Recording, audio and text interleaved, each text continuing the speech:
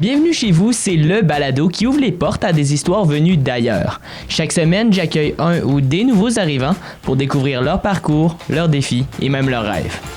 Alors installez-vous confortablement et partageons ensemble ces récits de vie qui font de la MRC Maria-Chapdelaine un endroit plus riche et diversifié.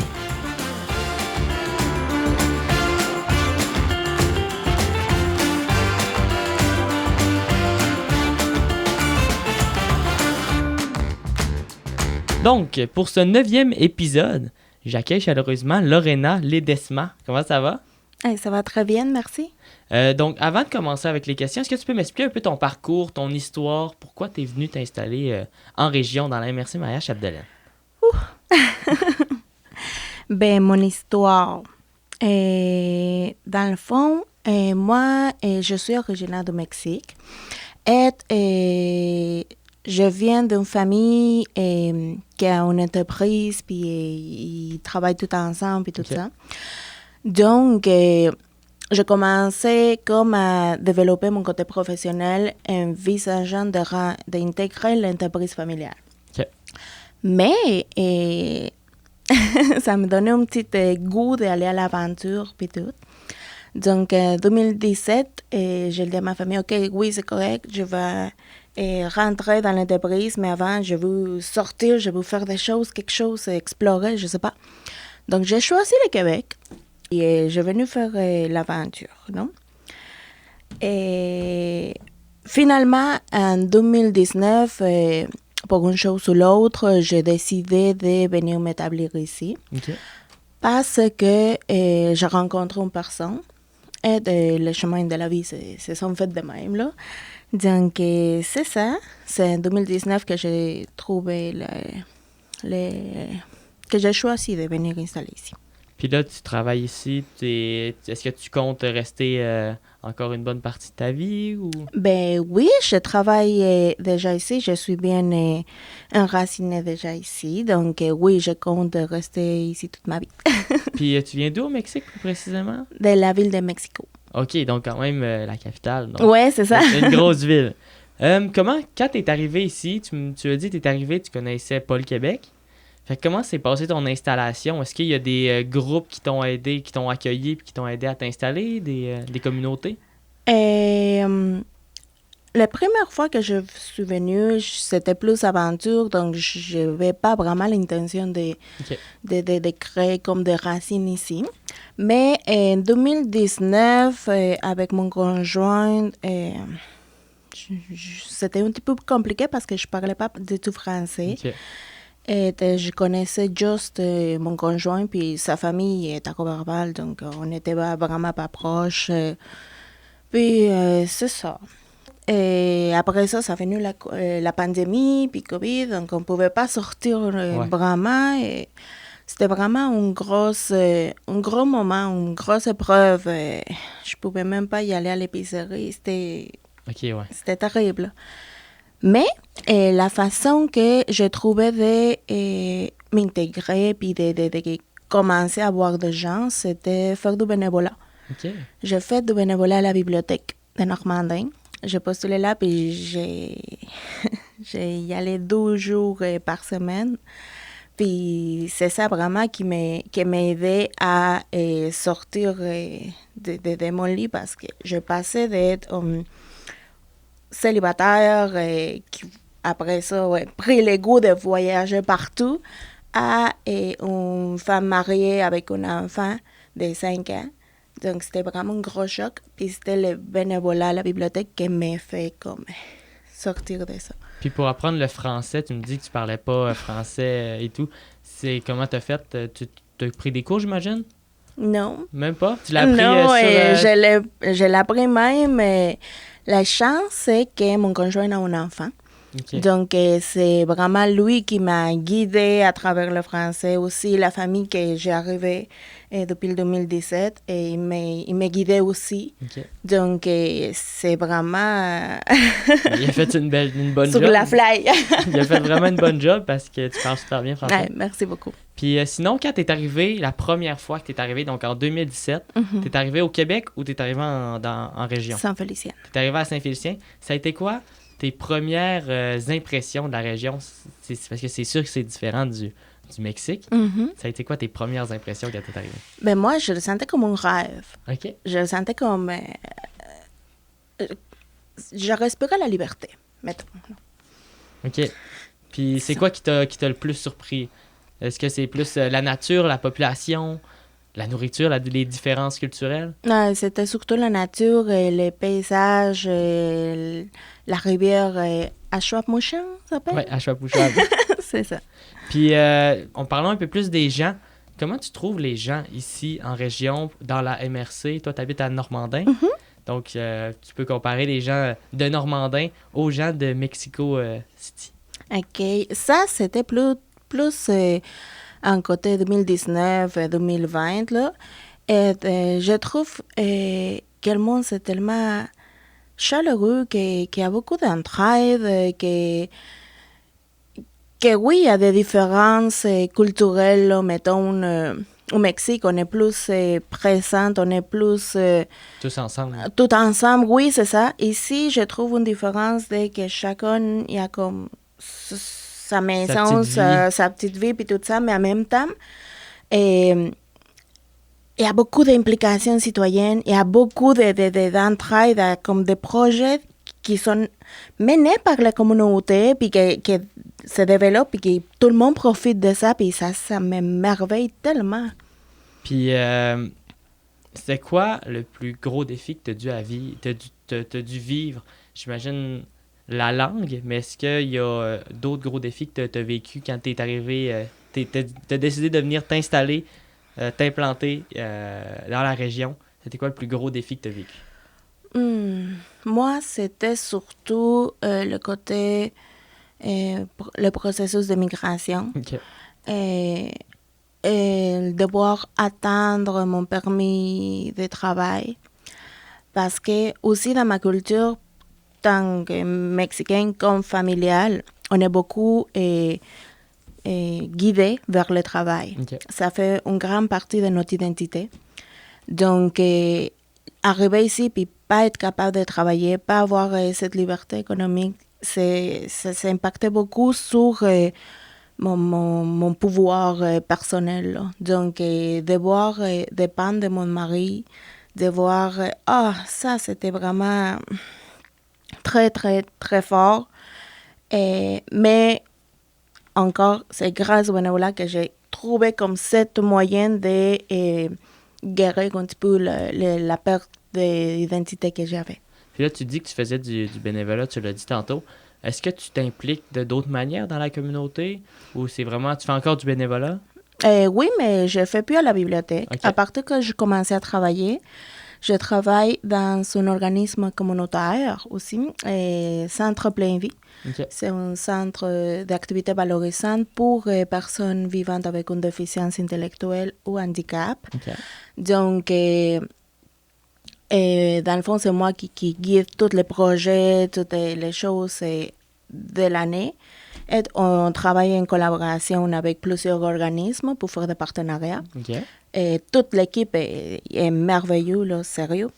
Et sinon, je m'implique dans ma ville. En vrai, c'est ma municipalité qui m'a accueillie avec tant d'ouverture, tant de support. Et une fois que j'ai fait le bénévolat à la bibliothèque, c'est là que ils m'ont invité à participer comme dans le comité de consultation de loisirs, sport et culture. OK. Gros nom? Si, hein? Donc, là, je suis comme représentante des nouveaux arrivants. Donc, on a mis en marche la politique qui venait de sortir des municipalités attrayantes. On a mis en marche un local interculturel.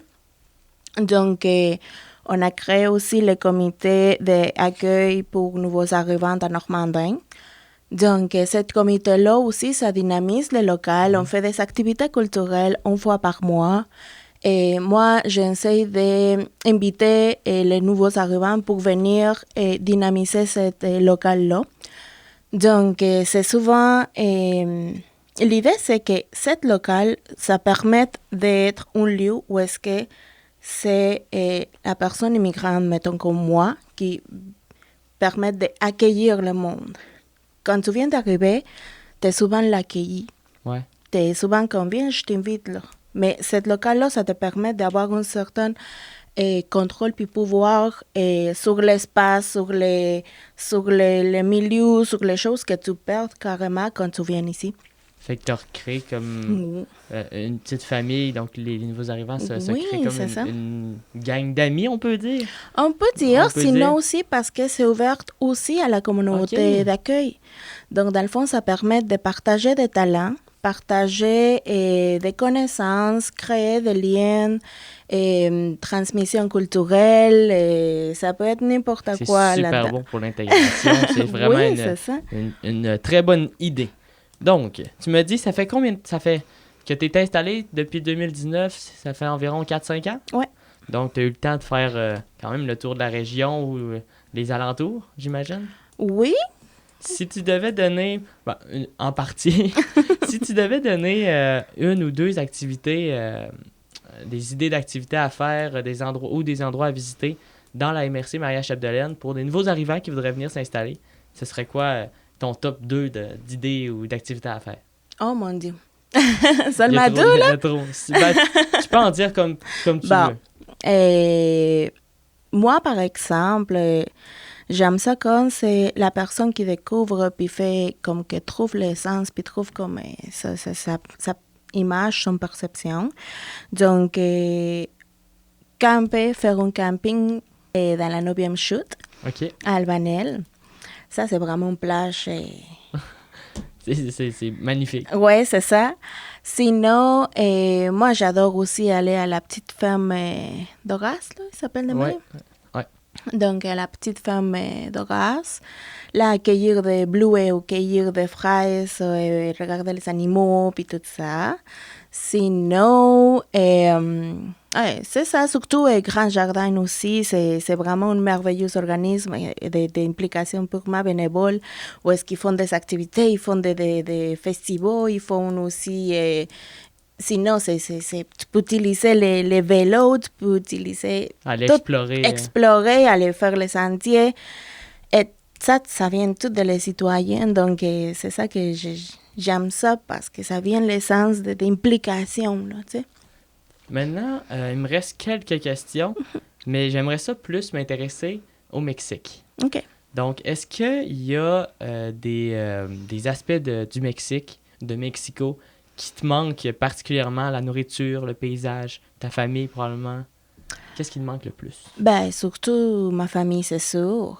Et là, j'ai la chance que maman est venue 6 mois avec moi, donc ça vient comme équilibrer un petit peu, mais sinon, c'est mes soeurs, mes neveux, le savoir qu'ils grandissent, puis je suis pas proche d'eux. Oui, c'est ça, je fais pas partie de sa vie quotidienne, donc les petites réussites de tous les jours, je le partage pas. Ouais. Donc, c'est ça. Sinon, le côté... moi, la ville de Mexico, il y a tellement de musées, d'offres culturelles débordantes. Donc, pour moi, sortir un dimanche, puis aller faire le tour d'un musée, puis sinon aller à un autre, puis ou écouter la musique dans la rue, ça, c'est quelque chose qui me manque beaucoup. J'adore les musées. Sinon, tous les côtés de tradition, okay. Mettons l'encadrage social et culturel qui amène à les traditions, je peux le faire ici. Là. Je peux faire mon hôtel de mort, mais il n'y a pas comme... c'est normal. C'est là. Pas pareil que... Oui, c'est ça, c'est pas le même... il n'y a pas le même nombre de personnes non plus. Oui, c'est ça qu'ils font, là, tu sais. Donc, les matériaux aussi pour faire, mettons, mon hôtel. Mais j'ai eu beaucoup d'aide, là, mettons. On a besoin d'une flore en particulier pour cet hôtel de mort. Puis l'année passée, je me fait donner bien plein par les jardins communautaires de Normandie. Donc, il y a quand même cette côté de support, mais c'est pas pareil de, mettons, faire le festival de mort ou de sa forme de même. Puis, est-ce qu'en arrivant ici, tu as découvert justement, tu parles de fêtes, d'aspects culturels. Est-ce que tu as découvert des aspects culturels ou des plats locaux que tu te dis, il n'y a pas ça au Mexique, mais je suis content d'être ici parce qu'il y a ça. Genre. Des fêtes, ça peut être des plats locaux, ça, tu peux aller dans le cliché si tu veux.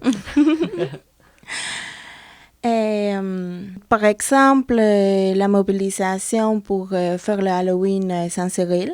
Ça, Ok. j'aime ça beaucoup parce que c'est toute la participation des organismes, des entreprises et tout ça, mais qui se mettent une nuit à fêter le Halloween, puis c'est comme, c'est toute la ville carrément qui est là. Et donc, c'est le Halloween. Sinon, oh oui, cueillir des citrouilles. J'adore cueillir des citrouilles, puis ça est devenu une tradition familiale quasiment d'aller cueillir ta citrouille, puis faire des dessins, puis tout ça, puis avec l'intérieur faire des tartes ou des choses de même. J'adore l'automne, c'est ma saison préférée. J'adore les couleurs, j'adore le climat, il n'y a pas de moustiques, il est tellement coloré, et j'adore ça. Là. Donc, oui, c'est ça. Et sinon aussi, la tarte de bleuet est vraiment bonne. Là. J'avais Avec pas... les vrais bleuets du lac. Oui, avec les vrais bleuets du lac, ou aller cueillir des bleuets aussi, c'est dans le bois. Ben, on a la chance ici de justement avoir les champs proches, puis de pouvoir avoir la chance de cueillir les fruits directement. Oui. Donc, dans le fond, c'est ça. Sinon, aussi qu'il y a les petites fraises, puis les petites fraises du champ, là. Oh, oui. Ça, c'était vraiment mon coup-de-cœur des petits fruits, là. Les petits fruits, oui. les petites fraises. Oui, c'est ça. Sinon, est-ce que... Donc, tu m'as dit que tu comptais rester quand même, parce que maintenant, tu as ta famille établie ici. Donc, tu restais ici. Est-ce que tu as des projets à court terme ou à long terme que tu aimerais comme établir ou faire dans ta vie? Quels sont tes projets à court et à long terme? Oh, mon Dieu. Je pense que ça, c'est la question la plus compliquée que tu viens de me faire. C'est souvent la plus... ben moi, je suis une fille de projet. J'aime ça faire des projets, j'aime ça, et quand les projets, il y a un sens pourquoi, puis à court terme, qu'il y a des impacts réels sur la vie des gens. Donc, pourquoi pas rêver, mettons, de créer un organisme ou créer... Moi, je vise à créer un organisme pour, mettons, partage interculturel, de favoriser puis comme renforcer, mettons, l'implication bénévole des personnes immigrantes parce que c'est souvent ça qui te permet d'explorer puis de créer des racines. Au moins, dans mon cas, c'était ça. Si j'aurais pas eu l'opportunité de faire du bénévolat, j'aurais pas eu l'opportunité de renforcer ma langue, de reconnaître que ma voix, ici, il y a un espace, il y a une voix, il y a quelqu'un qui l'écoute. Oui, ça, c'est... Tu sais? Il y a quelqu'un qui... C'est ça, oui, qui écoute. c'est ça, qui écoute, que mes actions, ça donne de quoi. Même si je ne viens pas d'ici, même si je connais personne, là, je peux apporter quelque chose à l'espace, puis je peux même l'enrichir.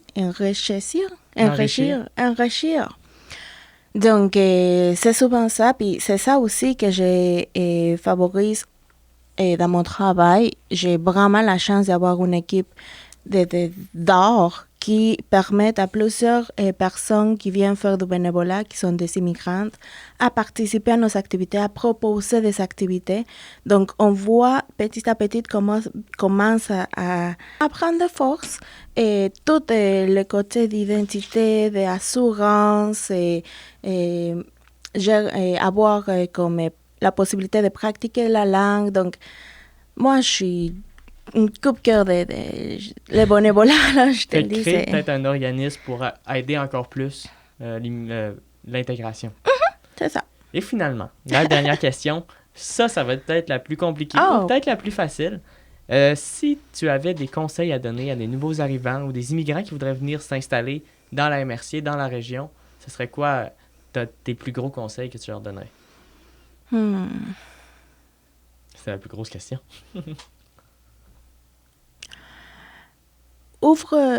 De s'ouvrir à la possibilité, à une nouvelle possibilité, et de s'ouvrir à connaître des gens, puis à pas hésiter de demander d'aide, de demander d'informations. Il y a tout